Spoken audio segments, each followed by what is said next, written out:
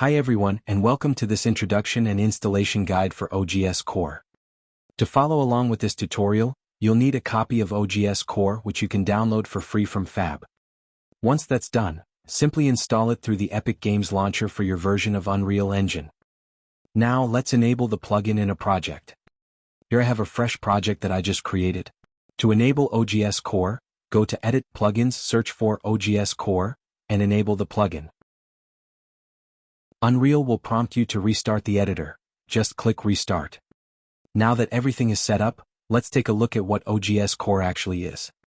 OGS Core is a foundational plugin that centralizes all the shared and redundant assets used across my OGS plugin suite, including Dialog and Quest Master, Interaction Master, and upcoming plugins. If you're already using or planning to use any of these plugins, OGS Core is required. It contains core assets that are referenced by the rest of the suite, so everything depends on it being properly installed. One of the core features of OGS Core is a reliable way to uniquely identify actors. Each actor is assigned a unique GUID through Unreal's actor tag system. This allows systems, especially save systems, to precisely identify and track specific actors across sessions. This foundation will be particularly useful for some of the tools I'm currently working on, and you're also free to use it in your own systems if needed.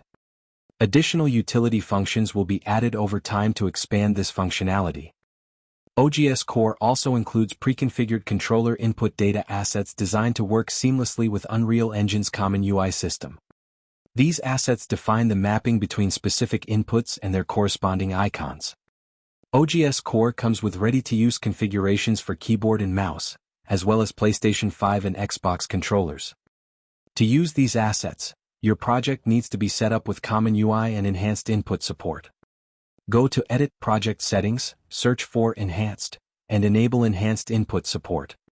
Then search for Viewport, and set the Game Viewport Client class to Common Game Viewport Client. Next, search for Controller. For each platform you plan to target, you'll need to assign the appropriate controller input data assets.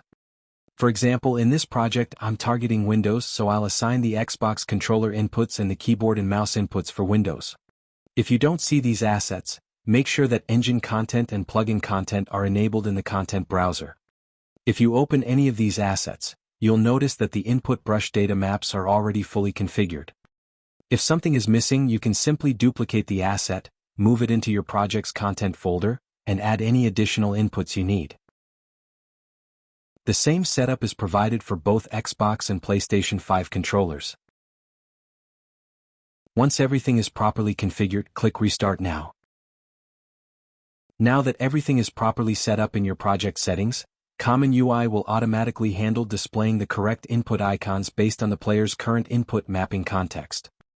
It also takes care of detecting input method changes, for example, seamlessly switching between gamepad and keyboard and mouse, without any additional work on your end.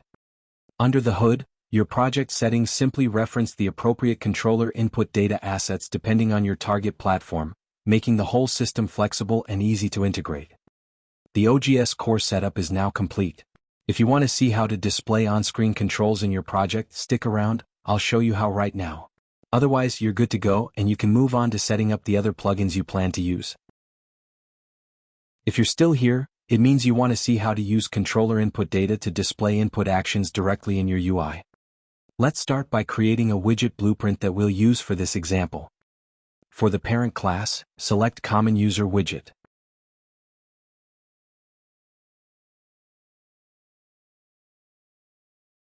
Next, add a canvas panel that fills the entire screen. Inside that canvas, add a horizontal box and position it in the bottom left corner.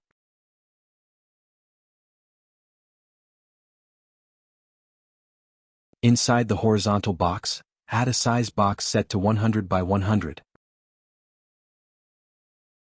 This will contain a common action widget, which is responsible for displaying the input icon.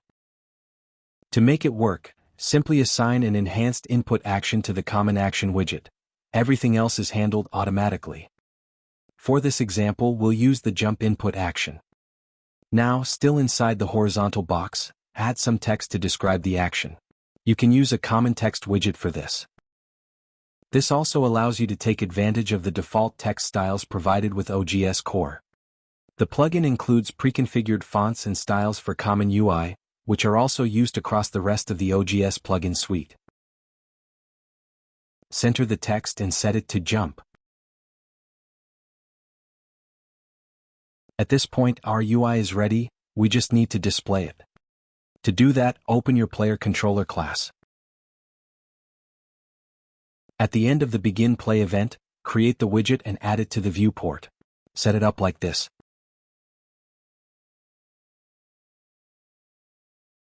Now, if we test the game, we can see that the jump action is bound to the space key.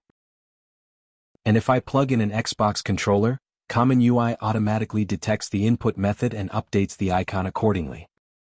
That's it for this video. Thanks for watching, and I hope this helped you get started with OGS Core and understand how to integrate it into your project.